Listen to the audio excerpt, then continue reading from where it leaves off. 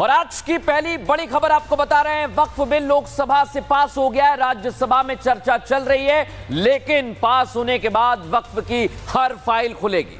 जितने भी राज हैं, जो बातें कही जा रही है, वो सब सामने आ जाएगा। राज्यसभा में वक्फ संशोधन बिल को लेकर चर्चा चल रही है और कुछ देर बाद बिल को लेकर वोटिंग होने वाली है दर्शकों। लेकिन राज्यसभा में चर्चा के दौरान आज जमकर सत्ता पक्ष और विपक्ष में तकरार देखने को मिली। विपक्ष ने सवाल उठाए तो सत्ता पक्ष ने पूरे तथ्यों के साथ जवाब दिया। अब सबकी निगाहें राज्यसभा में होने वाली वोटिंग पर है, क्योंकि राज्यसभा में बिल पास होते ही वक्फ की तमाम शक्तियों पर ताला लगने की शुरुआत हो जाएगी और वक्फ की फाइल ओपन हो जाएगी। प्रस्ताव स्वीकृत हुआ और विधेयक यथा संशोधित पारित हुआ। 24 घंटे पहले लोकसभा में वक्फ संशोधन बिल पास हो गया और अब बारी राज्यसभा की है, जहां राज्यसभा में बिल को लेकर चर्चा जारी है। चर्चा के दौरान विपक्ष का वही विरोध वाला रुख देखने को मिला तो सत्ता पक्ष इसे सिर्फ और सिर्फ तुष्टीकरण वाला विरोध बता रहा है। बीजेपी के राष्ट्रीय अध्यक्ष जेपी नड्डा ने चर्चा के दौरान विपक्ष पर तीखा हमला बोला। नड्डा ने मुसलमानों को गुमराह करने का आरोप लगाते हुए विपक्ष पर चर्चा को डिरेल करने का आरोप लगाया। तो ये डिरेल हुआ और डिरेल के साथ साथ डिबेट भी हुआ। कल मुझे लोकसभा में भी देखने का मौका मिला। अब इस बिल में कहीं राम मंदिर आ रहा है, इस बिल में कहीं कुंभ मेला दिख रहा है, इस बिल में बिहार का इलेक्शन दिख रहा है, इसमें एयर इंडिया बिक गया, केरला का सिनेमा दिख रहा है। मैं इसलिए चर्चा कर रहा हूं कि डिबेट होना, डिरेल होना, डिबेट करना, ये सब चीजें चलती रहती है। वहीं आम आदमी पार्टी से सांसद संजय सिंह ने बिल के जरिए धार्मिक संपत्तियों पर कब्जा करने की नापाक कोशिश बताया और कहा कि संपत्तियों पर कब्जा करके बांट दिया जाएगा, जिसका जवाब देते हुए किरण रिजिजू ने इन बातों को तर्कहीन बताया।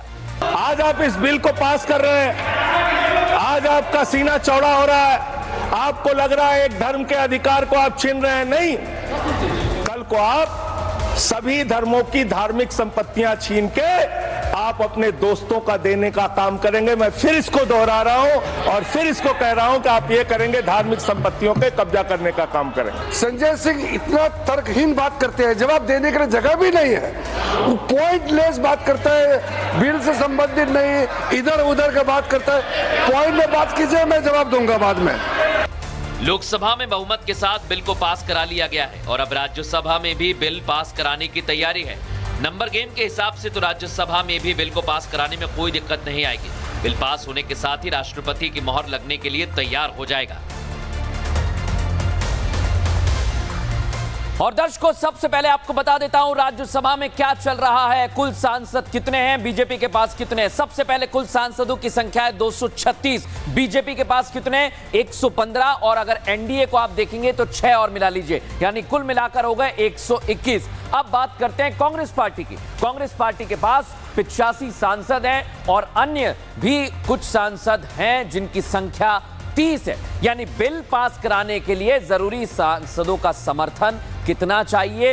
119 चाहिए। मतलब ये कि वक्फ बिल में संशोधन के लिए सरकार 6 नॉमिनेटेड सदस्यों पर निर्भर रहेगी, जो इतना मुश्किल नहीं लग रहा है दर्शकों। लेकिन एक बड़ी बात आपको बता रहा हूं, लोकसभा के बाद राज्यसभा में बिल पास होने का डर ऐसा है कि अब विरोधी और मजहबी मौलाना धमकी पर उतारू हो गए। बिल पास क्या हुआ, सड़कों पर उतरने की धमकी दी जा रही है कि बिल के खिलाफ कोर्ट भी जाएंगे।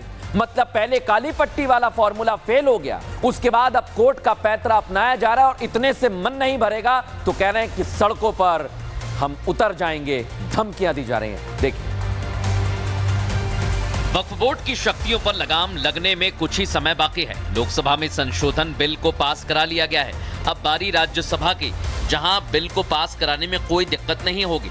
ऐसे में बिल को लेकर काली पट्टी से लेकर धरने तक के सारे नैरेटिव फेल हो गए और अब तो बिल को लेकर कोर्ट वाली धमकी तक दी जाने लगी है। समाजवादी पार्टी से लेकर नगीना से सांसद चंद्रशेखर ने कोर्ट में लड़ाई लड़ने की धमकी दे दी। हम इसकी लड़ाई को सड़क पर लड़ना चाहती हैं तो हम तब भी साथ रहेंगे और जरूरत पड़ेगी तो न्यायालय भी जाएंगे। हम लोगों ने पूरी तरह से विरोध और प्रदर्शन किया, लेकिन सरकार ने ये बिल पास करा लिया। तो इस इतिहास को लोग माफ़ नहीं करेंगे कि किस प्रकार से इस बिल को पास कराया गया है। बिल कॉन्स्टिट्यूशन के अगेंस्ट में है, संविधान विरोधी, इसलिए हम लोग और मुसलमानों के खिलाफ है। इसलिए फिर भी हम अपनी बात को सड़क पर जाकर रखेंगे। आज हमने पार्लियामेंट में रखी है, अब हम सड़क पर जाकर अपनी बात जनता के बीच में रखेंगे। हम बहुत ही जबरदस्त तरीके से बोलते हैं, हम इस बिल का विरोध कर रहे हैं, करते रहेंगे। बिल का विरोध सड़क पर करने की बात कही जा रही है, लेकिन सड़कों पर तो बिल के समर्थन में लोग जुटे हुए हैं, पीएम मोदी का धन्यवाद दे रहे हैं। ऐसे में अब पूरी विरोधी गैंग कोर्ट जाने की बात कह रही है। ये वही गैंग है जो अपने हक में फैसला न आने पर न्याय प्रणाली को भी कटघरे में खड़ा कर देते हैं। ऐसे में एनडीए का कहना है कि पूरा विरोध सिर्फ और सिर्फ तुष्टीकरण के लिए किया जा रहा है। अभी तक काट की हड्डी उनकी चढ़ गई थी। कल अमित शाह जी के बयान देने के बाद अब वो चाहे देश भर में घूमे चाहे विश्व भर में घूमे, जब साफ हो गया कि सरकार न किसी खानकाह को ले रही, न किसी मस्जिद को ले रही, न किसी कब्रिस्तान को ले रही, तो इनके घूमने से क्या होगा। केवल और केवल झूठ फैलाकर, भ्रम फैलाकर और संविधान की दुहाई देकर जिस प्रकार से लोगों को बरगलाने का ये काम करते हैं, वही काम अब भी कर रहे हैं। वास्तविकता ये है कि ये संविधान सम्मत है और मुस्लिम समुदाय के आम लोगों के हित पर ये लाया हुआ बिल है। जो कांग्रेस ने 2013 में गलत किया था तुष्टीकरण को लेकर के, उसका शुद्धिकरण किया गया। हम उम्मीद करते हैं कि अब आने वाले दिन में एक खुशहाल वक्फ बोर्ड का दृश्य होगा। अब विपक्ष चाहे कोर्ट जाए या फिर सड़कों पर उतरे, वक्फ संशोधन बिल लोकसभा के बाद राज्यसभा में पास होकर रहेगा। जो अब तक कब्जा नीति चल रही थी उस पर ताला लग जाएगा, इसलिए विरोधियों में डर का माहौल बना हुआ है। अब वक्फ में मेंबर कौन रहेगा दर्शकों, ये आप सोच रहे हैं, मैं आपको बता रहा हूं। वक्फ में अब मुस्लिम ही नहीं, सर्व धर्म के सदस्य होंगे।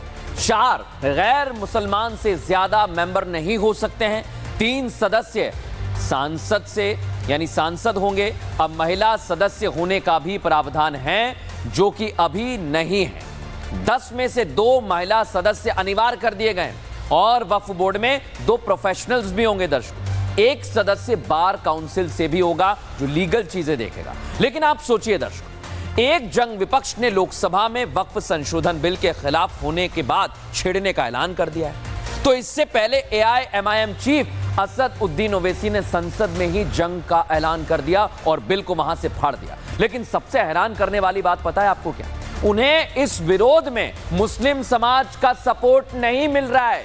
असद उद्दीन ओवैसी अकेले रह गए हैं और अब वो फिर वही बिल फाड़ने वाला प्रदर्शन करने लगे। कैसे, देखिए जरा।